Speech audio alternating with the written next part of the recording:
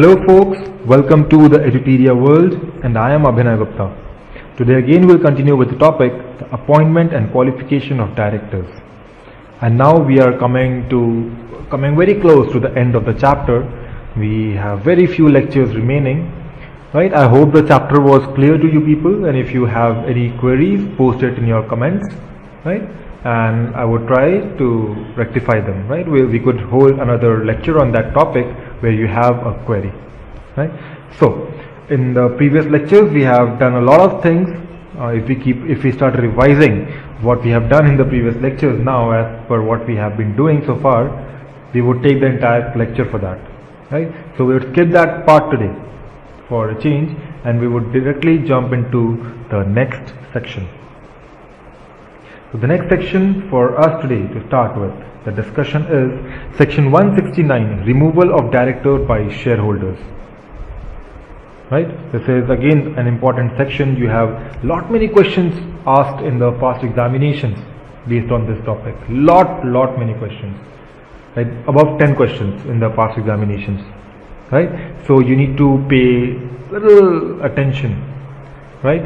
I know the chapter, since it is going on and on for so long, so you want it to come to an end. That will come to an end. Right? Don't let your attention go down. Right? This section would require a great deal of attention on your end, right? Because you have this chapter coming in your upcoming examinations also. This section actually, you have had a lot of questions in your past examinations, right? So what do we have in this section? Section 169. In section 169, the power is vested upon the shareholders to simply pass an ordinary resolution and remove a director from the board. Right? And that would be done before the period of his office comes to an end. And before he is actually ought to vacate, they could ask him to leave the office. Right? That is to be done by passing an ordinary resolution. Right? And this provision would be applicable on all companies regardless of the way by which the director was appointed. And the act would obviously override all the article, all the agreements between the director and the company, or anything coming its way. If it has given the power to the shareholders, they can remove the director. There is nothing that is coming in between. No article, no agreement, right? Nothing. So this actually means the removal of director before the expiry of their term. Right? And now we'll look at the procedural part of how are the directors actually removed. Right? What does the act say? What are the steps to be taken? The first thing is a notice. A special notice is to be given to the company for this purpose. Right? And who will give that notice? The notice would be given by the members obviously, but there's a limit. Right? Either those members are supposed to hold. The members who are giving the notice should be holding minimum of 1% of the total voting power of the company. Or if they don't hold minimum of 1% of the voting power, they should at least be holding more than equal to rupees 5 lakh value of the paid up share capital.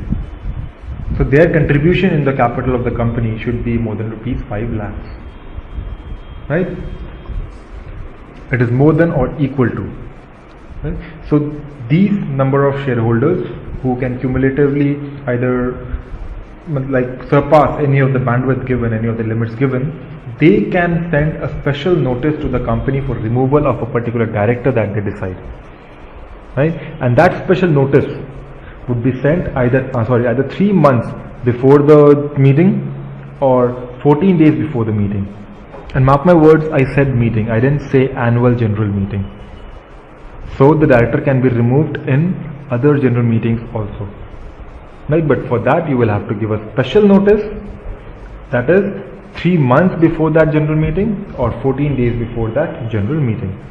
And when we are calculating the days, remember it is very important that you exclude the day on which such notice is given and also the day of the general meeting to be held.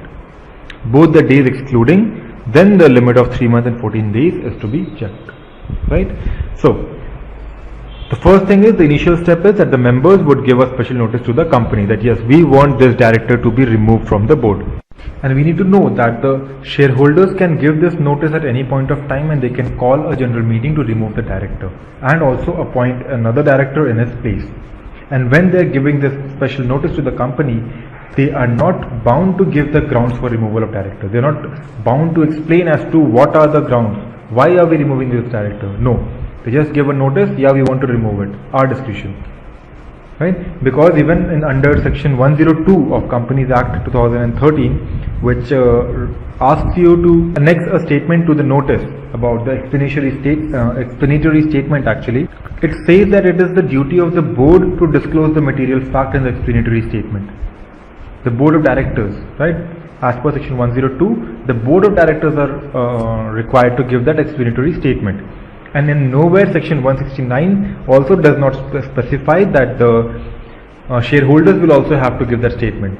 So when there is no provision for giving the statement by the shareholder is given in the act, that means that the shareholders are not required or actually they are not bound by any provision of the act to give a reason for removal of that director. Right? So now when the notice has reached the company, what does the company do? The company forwards the same notice to the director.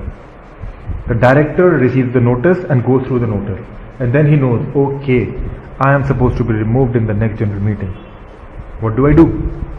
What can the director do? Director cannot stop the general meeting. All that the director can do is send a written representation to the company. Right? In the written representation, it will specify its point of view. It will specify the entire situation. That, okay, this is what is going on, and maybe because of this they want to remove me, but this is my justification.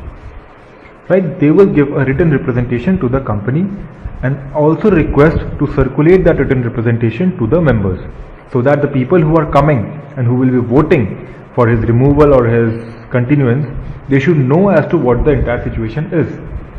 Because okay, some shareholder may have a problem, they have given a notice. That is not necessary that all shareholders actually know what the fact is. So they have to be informed.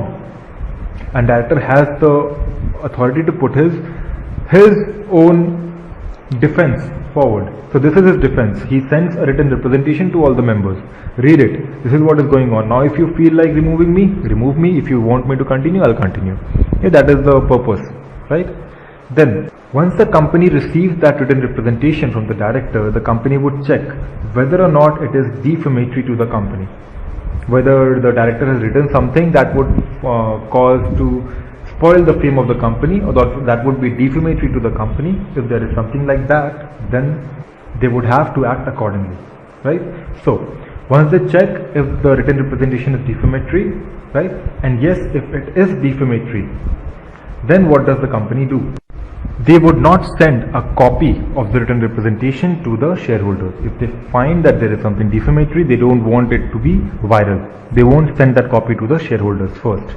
Second, they will also not read it out in the general meeting when it is held, because it brings disrepute to the company itself. Right? And the director would bear all the cost that is involved in that process. Right? He would bear the cost that is incurred by the company, right, for the application made to the company law board. And if it is not defamatory, then the company would do what it is supposed to do.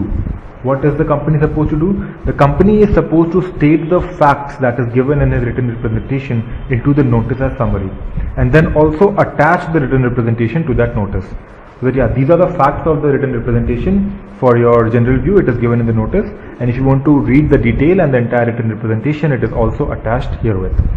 Right? So if it is not defamatory, the shareholders will come to know as to what is going on.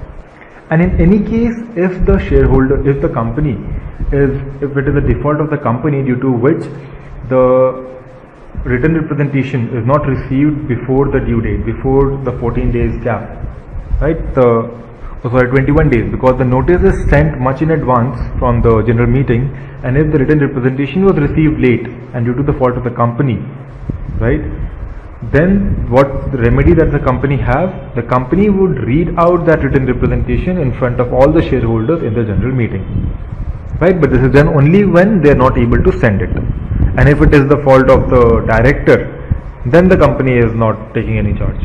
If it is the company's fault, and due to company's fault they are not able to send it, they would read it out in the general meeting and rectify their mistake. Then the meeting would be held, and at the general meeting, the proposal to remove the director concerned shall be discussed. Right? And then the director who is supposed to be removed as per the notice will also be given a chance to be heard. He would be given a chance to speak. Right? And then when he is speaking, right, he need not be actually confined to the matter that is given in the written representation. Right? Then, if the ordinary resolution is passed, if the company gets a simple majority to remove the director, right? If that happens, then the director needs to vacate the office. If the shareholders are against him, if the majority says he needs to vacate, that means he needs to vacate the office. And then, once he vacates the office in that meeting, another person may be appointed in his place. But that would be done only if two conditions are satisfied. Number one, that the director who is being removed was appointed in the general meeting or by the board and is not a nominee director, right? That means that he is not a nominee director, right? And the other thing is that a special notice for appointment of such person was also accompanied in the notice for the meeting, right? It has already been given. A notice to appoint has also been given, and the shareholders are informed that yeah, they need to appoint another director too at the same meeting. Right, so the vacancy is filled in the general meeting, and the new director who is appointed now will hold the office for the remaining term. Right? And in any case, if the vacancy is not being able to fill up in the general meeting, right, then we would consider it to be the case of casual vacancy, and as per section 161 subsection 4 of the Companies Act 2013, the casual vacancy would be filled up by the board of directors. But in any case, that board of directors, while utilizing their power to appoint another director to fill up the casual vacancy, cannot reappoint the director whom the shareholders have just removed. Right? In no case, in no situation, that director could be reappointed by the board. Right? And if OR is not passed, obviously the director would continue into the office. And another most important aspect to remember in this case that could be a point for your question in the examination is whether this director will receive compensation for his termination of his office. The answer is yes. The vacating director would receive the termination compensation. Right? Now if we see that who are the directors who shall not be removed as per section 169 that we have seen above. So the directors who cannot be removed as per section 169 would be those directors who are appointed by central government under section 408 of Companies Act 1956. Yeah, we are referring to the Companies Act 1956. That is because no new section have been notified for the same, and for your examination purpose, at least up to May 2016, Companies Act 1956 section 408 remains applicable. Right? That is as per the latest amendment. Right? So the nominee of central government, they cannot be removed. The nominee of any financial institution can also not be removed. And if there is any director who is appointed by way of proportional representation, even he is not removed. Right? And it applies to all the company. And to clear a doubt, I would specify that yeah, even the managing director can be removed by this procedure. It is not just applicable to other directors, it is applicable to all directors in the company, except appointed by central government, appointed by financial institution, or appointed through proportional representation. Right? Yeah. So that will be all for the lecture today. We have covered the entire provision of the section 169 of Companies Act 2013. Right? So we'll continue the very limited sections that are remaining in this chapter in the continuing lectures. So until then, this is Abhinay Gupta signing off. Thank you. Bye bye.